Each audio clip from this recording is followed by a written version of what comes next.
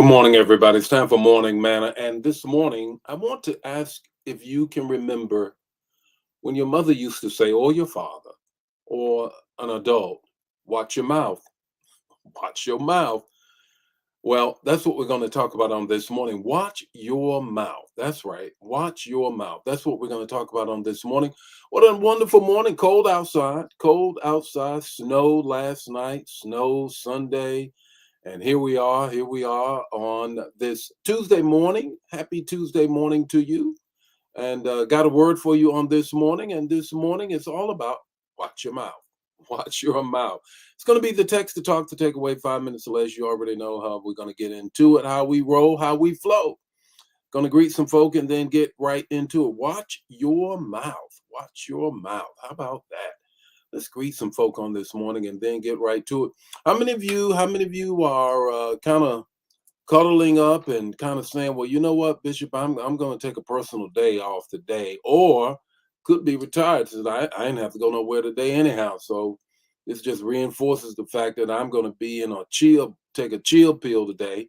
Some of us got to go to work though. Some of us got to go to work. You already know. So let's greet some folk and get into it this morning. Watch your mouth. Do you recall when your mother, your father, or an adult would say that to you when you were just kind of mouthing off, if you will? Watch your mouth.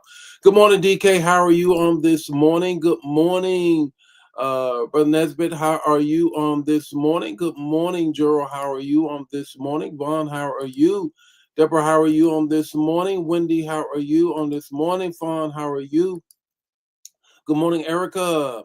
How are you on this morning? Great morning that it is. Vaughn, how are you? Valerie, how are you? Pasha, are you? Liz is in the house as well. Laura is in the house. Francine, how are you on this morning? Watch your mouth. Watch your mouth. How many of you remember that? Good morning, Anna. How are you? Elder Mobley, how are you on this morning? You recall that when you were growing up and an adult, mom or dad or somebody, you were just kind of saying a little bit too much, just saying a little bit too much, feeling yourself, as my mother would say, you smelling yourself, and then you were saying some stuff you ought not to be saying, and she would say, "Watch your mouth." Watch your mouth. How about that? How about that? That's what we're going to be talking about on this morning. We want to get into it on this morning. Here in the Midwest, in the St. Louis metropolitan area, on the east side of the river, in the shadow of the arch, you already know it. It's cold and it's snow outside as well. So, good morning, Verena. How are you? Brenda, how are you? Elder Mobley, how are you on this morning? Pasha, how are you on this morning? Good morning, Jacqueline. How are you on this morning? Let's get right to it on this morning's manna. Watch your mouth. Good morning and welcome to Morning Manna, where in 5 minutes or less, you're going to get an impartation with the text, the talk, and the takeaway. Join the Morning Manna fam every weekday morning at 8 o'clock Central Standard Time. Don't forget to put in the chat the revelation that you get and share the manna. Now, let's get ready to have some manna so you can make it through your day. Let's make it through your day with the text, the talk, the takeaway. This is morning's manna. Watch your mouth. Here's the text. The text is this: Proverbs 15:1 and 4. Proverbs 15:1 and 4. A gentle answer turns away wrath. Yep. But harsh words stirs up anger. The soothing tongue is a tree of life, but a perverse tongue crushes the spirit. Let me read it again. Proverbs 15:1 and 4. A gentle answer turns away wrath, but harsh words stirs up anger. The soothing tongue is a tree of life, but a perverse tongue crushes the spirit. Let's put it in context before we give you the talk, the three things from that, and the takeaway. These proverbs come from a collection of wisdom of Solomon. He's a father teaching his children, to navigate life with discernment, discipline rather, and divine tact. In the ancient world in which the scriptures are written, words were seen as life forces that could bless or break, heal or harm, build or burn down a whole relationship. That's how they were viewed. Solomon isn't talking about a vocabulary, get this. He's talking about how we have a visceral impact with our words. He's dealing with conflict, tone, and self control with our words. Listen to this. Here's it is, just in context. Your tongue is either a thermostat, changing the atmosphere, or a thermometer, reacting to it. So, what is this all about? Words just don't disappear. That's what Solomon is saying. They don't just disappear, they deposit. They have power. They have time capsules, if you will.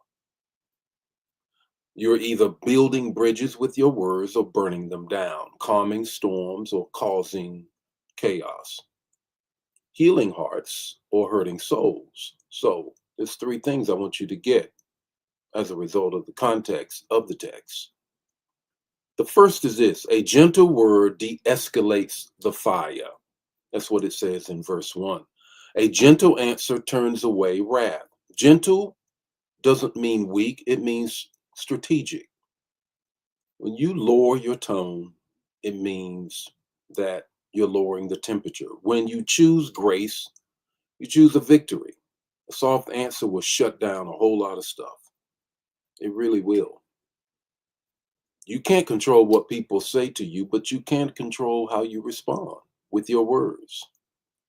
Second thing, a harsh word detonates a fuse.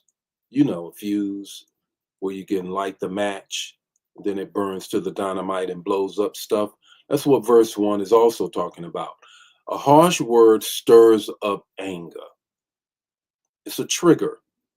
It ignites, incites, and invites chaos. If gentle words de-escalate, harsh words detonate. That's what the Hebrew is talking about. Harsh carries the sense of a painful, sharp, and wounding thing.